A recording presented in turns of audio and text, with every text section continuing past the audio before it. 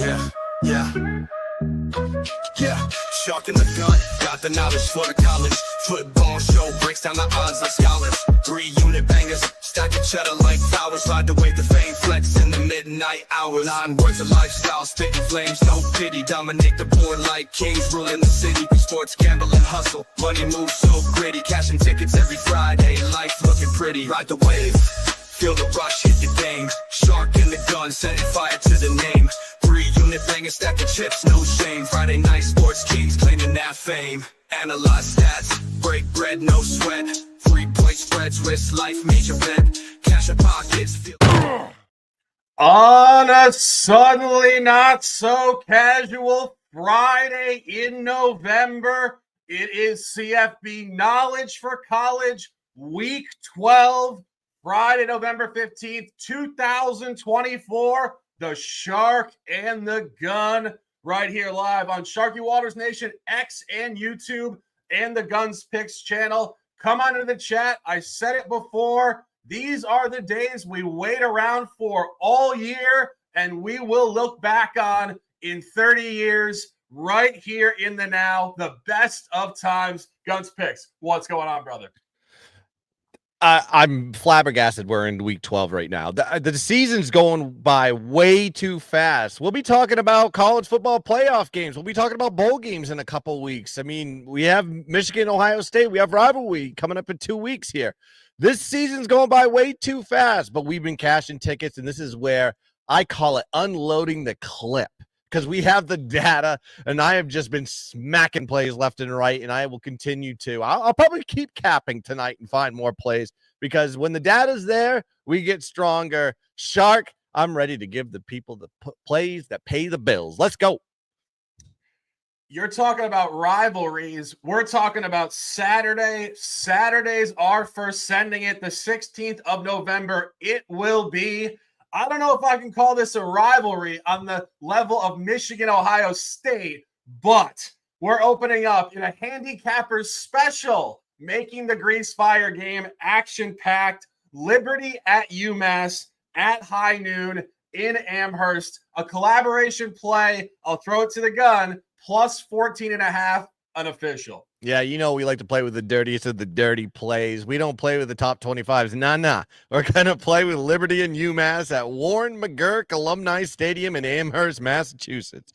And you got UMass coming off a bye. They're rested for this game. They're off a loss to Mississippi State, but they're 2-7 on the year. But they're going against a Liberty team that is off a 20-point win versus Middle Tennessee on the second leg of a road back-to-back. They're 6-2 on the year, but they only have a plus 8-point differential, plus 103 net yard average. I'll get to that in a second. We got UMass, only 2 wins, but both were FCS opponents. So, yeah, everybody says that UMass is not as a bad team. They've only played 2 home games versus FBS opponents, losing by 14 to ECU, which is kind of closer than it was. When I say ECU, I meant Eastern Michigan. It was minus 46 net yard average. And then Missouri, of course, one of the stronger teams in the SEC, a little above their pay grade, got crushed in that one, 45-3. But when we look at the Liberty side, and this is why I like UMass on this one, Liberty's only played 3 road games this season and tend to play to the level of their competition. A 30-24 win versus New Mexico State. New Mexico State, as we know, one of the worst teams in college football. They had plus 198 net yards in that game and only won by 6. Then they lost to Kennesaw State, if you remember that game earlier this year. One of the worst teams, if not the worst team in FBS. And, of course, last week they won by 22, Middle Tennessee State. I just think this is an unmotivational spot here for Liberty. It's a non-conference game that's just kind of pushed in the middle of their conference schedule. And guess who they got on deck? This Conference USA leader, Western Kentucky, at home next week. And UMass is 0-5 straight up, but they've covered the last 2. So this team is kind of heating up at the right time. They're keeping games close. And they're going against a Liberty team, including last year in a revenge spot too, because they lost to them 49-25 as 26-point road dogs. Now you've seen the line flip to a shorter line here, 12 points less than it was last season. Of course, Liberty, like I said, they play to the level of their competition. They're 2-6 ATS overall this season, 1-2 ATS on the road, and they're 1-5 ATS as a double-digit favorite. This team does not cover big spreads at all. And then I said, UMass coming off a bye, well-rested, well-prepared. You do the research on that one. When UMass comes off a bye, 3-1 ATS. So I think they're going to be ready and highly motivated in this game. They're going against a Liberty team that is thinking about next week, not the week in front of them. They're going on the road. They've regressed on the road, and they always play to the level of their competition. If you can find a 14.5, take it, because I think this is a good spot here. Give me UMass plus 14.5 as the play. Yeah, jumping off it, you said most of what I was going to say because it is such a sharp damn handicap. But I think really accentuating that point off a bye, this is the second bye for UMass in the last 5 weeks. This is rare scheduling where, truthfully, I don't even know why. We speculated this on with other teams, I think because of FBS, FCS scheduling, transfer portal, conference reconstruction. A lot of these games are just filler games, and I think UMass couldn't fill their holes, so they have 2 bye weeks. But the last time they had a bye week, they took a margin loss within the SEC to Missouri, and then they came back and hammered Wagner, FCS. Key point, though, they covered a 23.5 spread as a favorite. This is the same exact spot. They just played an SEC opponent pre-bye on the road. Mississippi State took a margin loss 45-20. Now they get to come back against Liberty, like Guns said. This is a Liberty team that is underperforming drastically against the spread. 0-4 against the spread as a favorite, over 2 touchdowns. And if you really go back to the previous couple weeks, like Gunn said, playing down to historically awful competition, giving the first win in FBS play for Kennesaw State a couple weeks ago on a weeknight. Just disastrous stuff. 5X revenge game. Liberty has dominated this matchup for the last 5 years. And this is where you want to buy it. So we're officially on it. I lost a bet earlier this year with UMass. This is where you want to buy this team. Late season in Amherst. Tough travel spot up there in the cold. Buy it, live it, love it, and let's dominate. Slightly bigger football. Still not big time football. Sunbelt football, 1 o'clock in Huntington, West Virginia. Marshall has been the gift that keeps on giving this year. This team cratered last year, switched quarterbacks, and is all of a sudden looking like Randy Moss and Chad Penn. But this is another collaboration play, taking Marshall at home against Coastal in conference at -8.5. GunzPicks, talk to me. Man, I got to say shout out to the chat before we get into this play with Marshall. Looks like Stacks will be tailgating tomorrow morning. Miggy Smalls says UMass all day. Of course, bad team. We have Benjamin in the chat says, we live UMass Dirt Warren McGirt. He loves it there. Give him the horn for that one. Of course, Peter Groznia joining us. What's up, my man? And, of course, the Candyman can in the building there. Let's get it done, guys. But let's talk about this Coastal Carolina versus Marshall game. John C. Edwards Stadium in Huntington, West Virginia. And then you got Coastal Carolina, 5-4 on the year, but they've lost 3 out of the last 4 games. They played basically to the level of their competition with a +1 point differential, -40 net yard average. They're going against a Marshall team here that is 6-3 on the year and have won 5 out of the last 6. This team is red hot right now.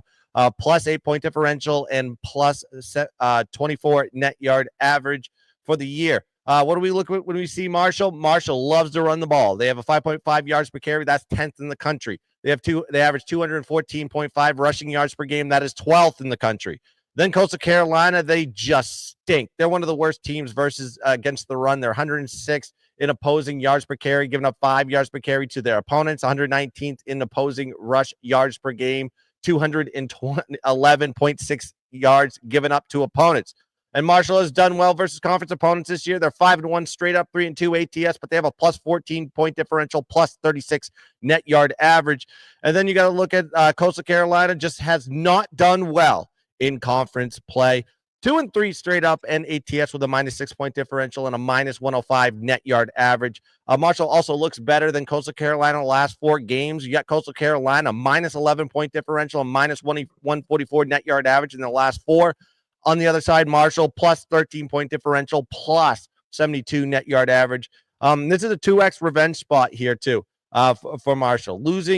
Including losing to Coastal Carolina last year, 34-6. They were 3-point road favorites last season, and now you're seeing them swing to the other direction. Also got to look at Coastal Carolina. They just underperformed on the road versus conference opponents.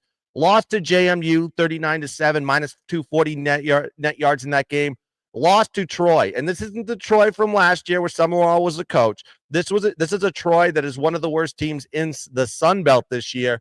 They lost to them 38-24 on the road. This is a bad road team here, folks, especially versus conference play. And you got a Marshall team with revenge playing at home versus a bad conference road team. Give me Marshall minus 8.5 as the play. Yeah, complete alignment for me as well. Also officially on Marshall at 8.5. And I think really the standout point, which you said, this is a revenge game. But even more importantly, this is a revenge tour for Marshall. This is the third unique home game this year where they are revenging an in-conference opponent off a loss last year. And let's talk about it for a brief second here. Took a road loss last year by emphasis at Georgia State, 41-24. Came back this year at home and flipped it, 15-point outright win. Took a margin loss at App State last year, 31-9. Came back home and flipped it, 52-37. When Marshall has this type of calendar date, they flip it with emphasis. And as Guns mentioned, Coastal in conference has performed horribly on the road with 2 margin losses. As I said, this is for Randy Moss, Chad Pennington, Jason Williams, white chocolate from West Virginia. This is not the Mountaineers. This is Huntington. Stand the hell up and hammer down on this bullshit Coastal Carolina team, which I personally cannot stand, having burned me numerous times. An official between myself and the Gun, Marshall minus 8.5. One more thing course of action here on this beautiful Week 12 card. Guns has his hand up. Guns, a comment? Just looking at the chat. Also, the anniversary of the Marshall football plane crash is a celebratory on this one. So highly motivational spot if you want to add another layer to that. My God, dude. My God. Marshall all day long.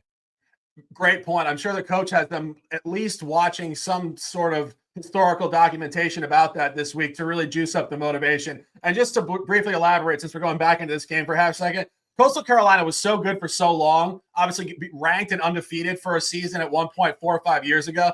I just got sick and tired of them covering spreads. At one point, they were actually dominant, and then they started getting Kansas City Chiefs style lucky for a while. This team has been a luck box against the spread. I've been on the wrong end of it, so I'm ready to see the light and come out of the tunnel with Marshall. Let's go. Staying course here, 3:30, SMU hosting BC. BC, huge home win last year. Bill O'Brien, campaign 1. Looking pretty good in situations, particularly up there in New England. But now traveling to the center of the country in Texas, Southern Methodist laying a notably heavy line. The Gun has bought SMU already this year on what looked like a disturbance line. This is another one. Guns, what's going on here?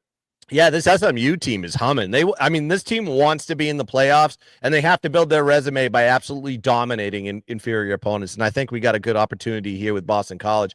Going up against SMU, traveling to Gerald J. Ford Stadium in Dallas, Texas. 3:30 is the kick. And you have SMU, too, well-rested, well-prepared, coming off a bye. They've won 6 in a row. They're 8-1 on the year with a plus 18-point differential. Going against a BC team that is off a win versus Syracuse. So high and mighty off last week's win, but they've lost 3 out of their last 4 games. They're 5-4 in the year with a plus 5-point differential. SMU has done well at home this season. Absolutely dominated teams there. 4-1 straight up in ATS in those spots. With this is the largest spread, by the way, that they have had at home versus FBS opponents. SMU at home numerically, plus 24-point differential and plus 89 net yard average. Now, BC, better team at home than they are on the road. They have a minus 6-point differential, minus 62 net yard average on the year on the road. But when they go against conference opponents, it gets worse. They have a minus 15.5-point differential versus conference opponents on the road. BC prefers to run the ball. They're 16th in the country in rush play percentage and 18th in rushing attempts. But they're going against an SMU team that has absolutely been great defensively, especially against the run. They're 6th in the country in opponent rushing yards per carry and 6th in the country in rushing yards per game. And SMU's offense can beat you passing the ball. They can beat you running the ball. They have an elite quarterback in Jennings, and they're going against a BC team that is just absolutely awful against the pass. They're 86th in opposing pass completion percentage and 116th in opposing pass yards per game. So I think SMU is going to air it out in this game. And also the dynamic of this team in Boston College right now is kind of in shambles. The quarterback, their starting quarterback for BC, Tommy Castellanos, he decided he wanted to go transfer because he got benched last week. He left the team. So they're going with the backup here, Grayson James. Now, Grayson James has only started one game this season, and that was against Western Kentucky. And BC had one of the worst offensive performances that they've had all year. 279 yards of total offense in that game, minus 76 net yards versus Western Kentucky, and barely won the game, only won the game by 1 point. Then you got to look at SMU at home. Going back to last year, they've dominated 9-2 ATS at home since 2023, and then they're 4-1 ATS this year at home. Also, revenge game, folks. He's like, wait, what are you saying? I was like, SMU just joined the conference. They played in a bowl game last year, folks. Fenway Park. And that was a BC slam spot all day long, and BC won the game outright as 12.5-point dogs. So I think this SMU team is going to remember, because this SMU team pretty much brought all the players back from last season. I think this is a perfect spot to slam SMU. SMU's trying to fight to make the college football playoff here, folks. They've dominated their opponents left and right, especially at home. And BC, quite frankly, Bill O'Brien got his team in shambles. Who knows what the dynamic is there when your starting quarterback just decides to leave the team mid-season? Give me SMU minus 17.5 as the play.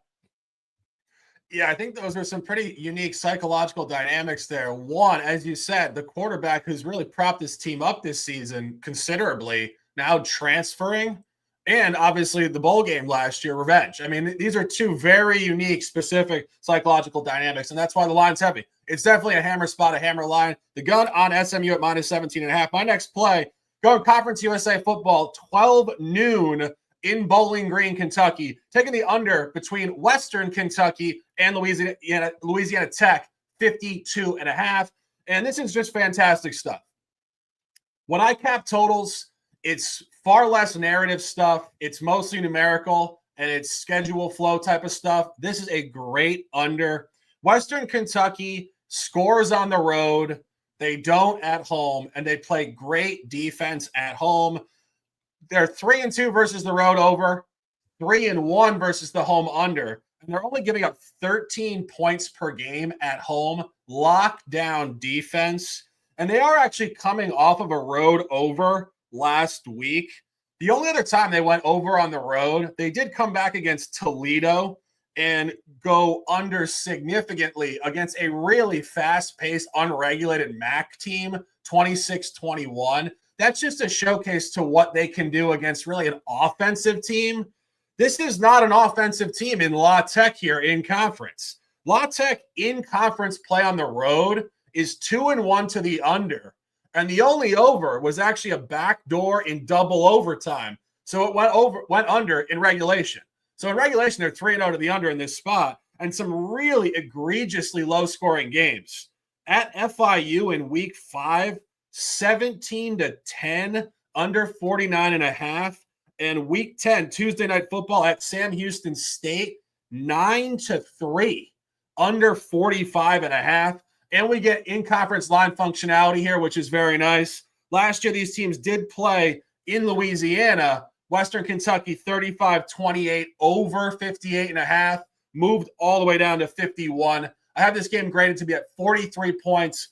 I can make an argument this is a multi-unit play. This checks every box on both sides of the game and the numbers in conference. By the under at noon in Bowling Green, Kentucky at 52.5. Staying in small market college football, it seems to be where the money's at this week. A lot of big-time teams have bye weeks this week, and a lot of big-time teams are actually playing FCS opponents this week. So there's not a ton of big games this week, but it is the shark and the gun. We will make small market games into big-time games. And speaking of that, Old Dominion at home, hosting James Madison at +3. GunzPicks, an official.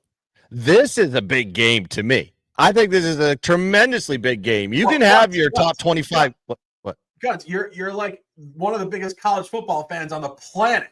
So of course you're going to love this. But I mean, let's be honest. This is a small time week. I mean, we got half the SEC playing freaking like MAAC opponents, basically. Anyway, go on. They should send College Game Day to ODU is what I'm trying to tell you here, folks. This is the game of the week, in my opinion. We got James Madison going against ODU at SB Ballard Stadium in Norfolk, Virginia. JMU coming off back-to-back home wins. This team is climbing here. 7-2 on the year, plus 19-point differential, plus 93 net yard average. Who knew this team could put a year together without Stignetti running the squad? Then you have ODU ODU started the year slow, but they've won 3 out of their last 4 games and are off a road loss, so they're hungry here. 4-5 on the year with a 0-point differential, minus 24 net yard average. And then when the ODU's offense can beat you in the run, they can beat you in the pass. But when you're going against a JMU stout defense against the run, you're probably going to be passing the ball. And that's okay because ODU passes the ball for over 300 passing yards in their last 2 games, putting up 304 versus Georgia Southern and 332 versus App State. QB Colton Joseph has a 61.8 pass completion rate, 7.1 yards per attempt, 10 touchdowns, and 3 INTs on the year. Now, when you look at JMU's defense, they tend to regress when they go on the road versus playing at home. JMU only gives up 8 points per game at home this season.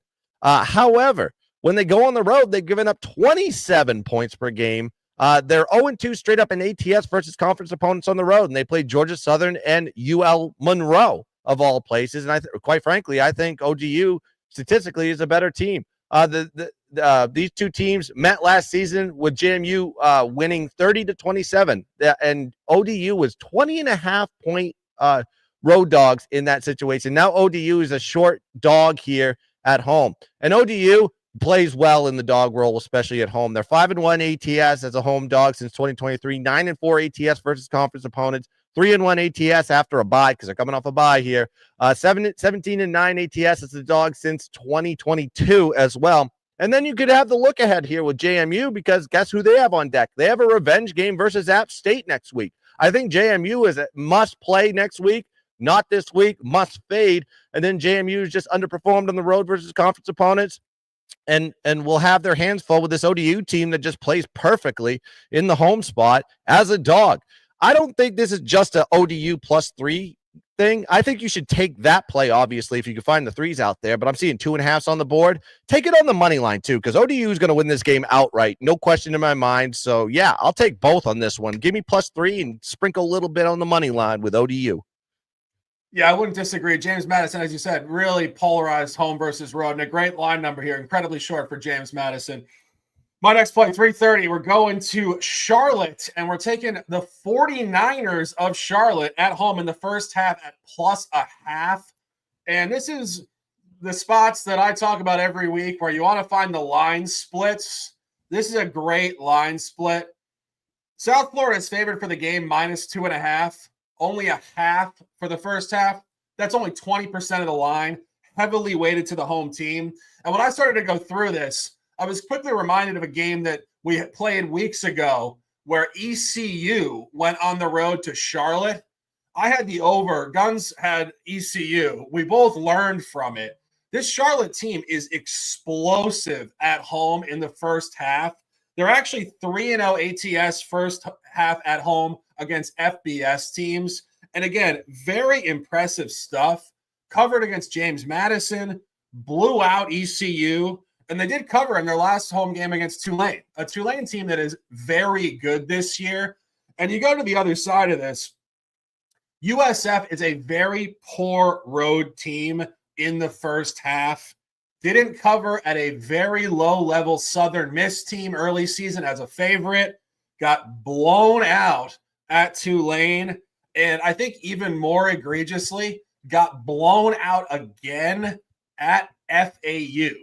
FAU is not very good. This is sustainably where you want to buy USF in this spot and sell Charlotte. And the number tells you the story. And final point, you do get an in-conference revenge game here. USF at home last year on November 25th, 2023, week 13, blew out Charlotte 48-14, 21-7 home team in the first half. So this is where the home team will show up on one side, and then it will flip. This is a great spot. It's my top first half play of the week. Take Charlotte in the first half at +0.5. Final play of the broadcast, a fast 30 minutes in this Week 12 window here. A collaboration play, 4:15 in Columbia, South Carolina. A great game. We said a lot of games this week are secondary type of matchups. This is a big one, and this is SEC football. South Carolina laying what appears to be a wild number, but it is not wild. It is strong, and it is a collaboration play. South Carolina -13.5. GunzPicks, an official. Yeah, I got a 12.5 and I'm seeing 13.5. So if you shop around, it's getting up to 14.5. Try to get it below the key number 14 on this one. But for me, it doesn't really matter because I think this is a 3-score win here for South Carolina. They're coming off 3 straight wins, 28-7 last week versus Vandy, a very good team, Vandy, by the way. And it was on the road in Vandy.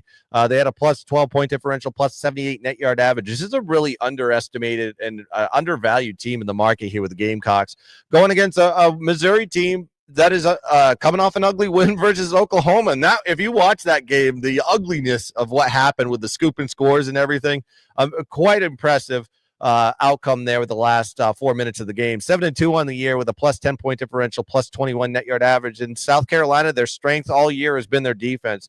Their defense is holding opponents to 17.6 points per game. Remember, this team plays in the SEC. They're 10th in the country in that numerical statement there.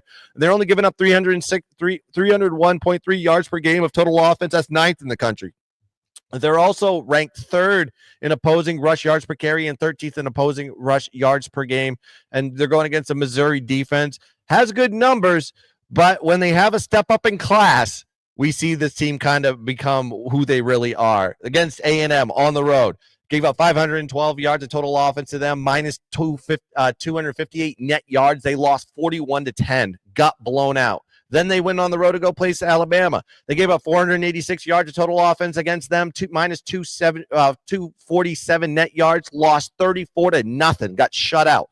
And then you have South Carolina offense. They've improved in the last 2 games. They put up 530 yards of total offense and 44 points versus A&M. An A&M team, by the way, that played Missouri, and Missouri got boat raced against them. And then last week versus Vandy, put up 452 yards of total offense against them and put up 28 points. So this offense is getting better. And not talk about revenge factor here. 5x revenge spot here for South Carolina. They lost 24-12 on the road to Missouri last year. They were 7.5-point road dogs in 2023, and now they're a double-digit favorite the next year.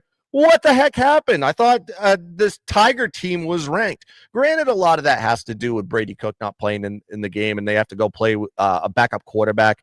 That really isn't that good, but it's still a slam spot for the Gamecocks. 11-4 ATS versus conference opponents since 2023, and 6-1 ATS versus conference opponents this year alone. And they're going against a Missouri team that is just bad on the road as an away dog. 0-2 ATS in those spots, and they're 0-3 ATS versus ranked opponents this year. This team falls apart when they have to play somebody big. South Carolina checks all the boxes for me. They got the revenge angle, the home field advantage, strong record versus conference, and they're up against a Missouri team that struggles on the road versus conference opponents and ranked opponents at that. Give me South Carolina minus 12.5 as the play. Yeah, I couldn't agree more. Obviously, this is a collaboration play. I will elaborate a little bit further on those points you said, because I was pretty blown away by this. And I think really like a standout point, almost a generic remark. When you see a team that's ranked 21 in the country and the other team's 23, that ranking suggests an evenness in the matchup. So when the books have a 2-touchdown favorite, really your eyes should light up. It's what you would call a fishy line. It stinks. Like, what's going on here? And as Guns mentioned, this is where this Missouri team on the road has been awful, getting blown out in conference by 31-34. And when I was putting this into the line functionality model, 7.5 road dog. South Carolina did open at minus 15.5 here in most sharp books. That gap actually suggests a win by 36 points. And I actually put that into the line functionality model, and I was like, wait, that can't be right. And then I went and I saw how Missouri performs on the road, and I was like, that is right, because they lost 34-0 at Bama. I think it's going to be a very similar style of game. And as you mentioned, Brady Cook not in the lineup, getting a backup quarterback. And this is just where South Carolina, I'm not sure if you mentioned this, but we were just saying it off the show. I mean, South Carolina could probably be undefeated this year. I mean, they could be like literally top 5 in the country. They have 2 losses in conference by 3 at home in the final minutes to LSU early season, and a 2-point road loss in Tuscaloosa to Alabama. I mean, this team is like so beyond underrated. And again, this is why you watch CFB Knowledge for College, because we're telling you things you don't really hear about in the mainstream media. Like, who's talking about South Carolina right now? Who's telling you that they could be 8-1 or 9-0 and number 3 in the country? Nobody. That's the beauty of what we do here. And this is an unbelievable take at 4:15. I really think this game could get up over 30 points. It is an official play, collaboration play. South Carolina minus 13.5. That's the show. The fastest 31 minutes you will find in handicapping of college football. I would say anywhere on the planet. We love to bring you guys the hype, the analysis, the conversation, and the top picks. My top picks, week 12. Tomorrow it will be UMass plus 14.5, La Tech, Western Kentucky under 52.5, Marshall minus 8.5, Charlotte in the first half plus a half. I saw our guy Bob say he sees plus 1.5. Some books do have plus 1.5 juiced. FanDuel had minus 130 on that. So it's actually the same line. Minus 130 on plus 1.5 is identical to plus a half. It's the same thing. And South Carolina, of course, as just discussed, minus 13.5. GunzPicks, UMass plus 14.5. A collab. Marshall minus 8.5. A collab. SMU blowout line 17.5. ODU plus 3. And the final collab. 3 collabs on this board. South Carolina minus 13.5. We appreciate you guys immensely. Please drop likes and retweets. It's not for our ego. Our ego's already big enough from watching the damn show back and feeling the fire of what we put on record here. But it helps us to spread the show to people across the world who would absolutely love to hang out with us on these Friday nights in the fall. We want to bring the big energy to you guys. We hope it connects. We hope you guys have a beautiful night. Get a workout, get some drinks, enjoy your life. A pleasure as always, GunzPicks. Close them out with some words, and let's dominate. Man, I want to call out some of the questions in the chat here. Of course, Smokey likes North Texas today. I got to agree with you. I love the mean green here tonight. And then we got, he wants to know about the Jayhawks in Mormon country. That's a night game in Provo. It's kind of scary on this one, but that short line with the Jayhawks, you know the Jayhawks haven't lost by more than 6 points this year in the game. This team keeps things close, and they're heating up. They're coming off a big win versus Iowa State. I lean towards the Jayhawks, but not an official play. I don't trust those Magic Mormons. I just think there's too much magic going in over there, and they're playing at home at night. Provo is a tough place to play. And just want to say, Candyman, shout out. We got the Peter Graznia in the building. Everybody that's joined, Stacks, all you beautiful bastards. Make sure you hit the like button. Make sure you subscribe to each one of our channels, the GunzPicks channel and the Sharky Waters Nation channel on YouTube. And to go check us out on all social media platforms at GunzPicks, GunzPicks, and Sharks in Sports 88. We drop plays, we drop videos. I drop a video about Marcus Freeman and it goes viral. You can go see all of it there on the GunzPicks X and Instagram and TikTok, and we'll be dropping clips, of course, on the show. But that's going to do it here for Knowledge for College. We will see you on Sunday for the extra points, where we will dominate the NFL like we're going to dominate college. Let's cash some tickets. Let's dominate the ball. And as always, oh, let's keep dancing. Bang!